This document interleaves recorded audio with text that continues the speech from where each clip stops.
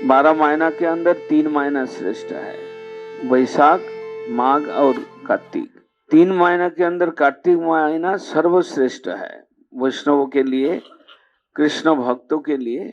कार्तिक व्रत करना अति आवश्यक है, इसमें कोई प्रकार शिथिलता नहीं आना चाहिए।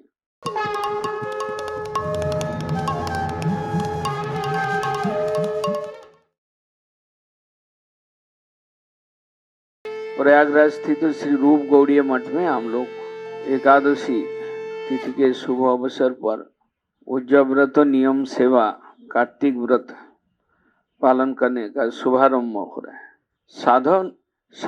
साधन काल में उनको व्रत आदि में निष्ठा जरूरी है। व्रत में थोड़ा भी शिथिलता करेगा तो साधन में अग्रसर नहीं हो पाएंगे। जितना हमारा गौड़ीय वैष्णव जगत में व्रत है, उस व्रत को निष्ठा के साथ पालन करना चाहिए। 12 महीना के अंदर 3 महीना श्रेष्ठ है, वैशाख, माघ और कार्तिक। 3 महीना के अंदर कार्तिक महीना सर्वश्रेष्ठ है वैष्णवों के लिए, कृष्ण भक्तों के लिए। कार्तिक व्रत करना अति आवश्यक है, इसमें कोई प्रकार शिथिलता नहीं आना चाहिए। हमें सादा सीधा खाना है, हमें जीव का लालच पूर्ति के लिए कोई भी चीज वर्जन करना है। व्रत का जो नियम है, व्रत का जो निष्ठा, उसके साथ उसको करना चाहिए। और निष्ठा 2 प्रकार का होता है, त्याग का निष्ठा और भगवान के सुख विधान के प्रति निष्ठा। भगवान भोगी है, उनका भोग रचना में निष्ठा होना चाहिए।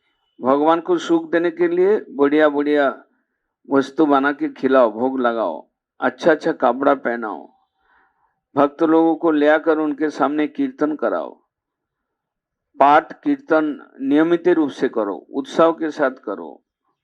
ये भोगी का भोग रचना कृष्ण का सुख विधान के लिए। और त्याग मतलब हमारा अपना इंद्रियों को निग्रह करने के लिए थोड़ा सा त्याग करना है। कलियुग के जीव ज्यादा त्याग नहीं कर सकता है, लेकिन त्याग करना ही पड़ेगा, वरना व्रत नहीं होता। हमारा जीवा का लालच पूर्ति एकदम से त्यागना पड़ेगा। किसी तरह से सादा सीधा भोजन लेकर व्रत, 1 महीना का जो व्रत है कार्तिक व्रत, इसमें राधा रानी का संतुष्टि होता है, राधा रानी का कृपा मिलता है। ऊर्जा व्रत, और राधा रानी का कृपा हो जाए तो कृष्ण सेवा बड़ा सहज हो जाता है। राधा रानी का कृपा होगा तो कृष्ण सेवा, कृष्ण का सुख विधानमयी सेवा में आपको योग्यता प्राप्त होगा। इसलिए जो जहां पर है, गौड़ीय संप्रदाय के शिष्य के सूत्र में आपको कार्तिक व्रत करना चाहिए। कार्तिक महीना में आपको दीपदान करना सबसे अधिक भगवान का संतोष विधान होता है। आप सुबह शाम दिवा जलाइए, दिवा जलाकर कृष्ण का आरती करिए, कृष्ण के सामने रखिए। दीपदान, दीपावली, बहु भक्त अगर भगवान के सामने दीप दान करते हैं तो उससे भगवान सुखी होते हैं। दामोदर के उद्देश्य में दीपदान करना चाहिए।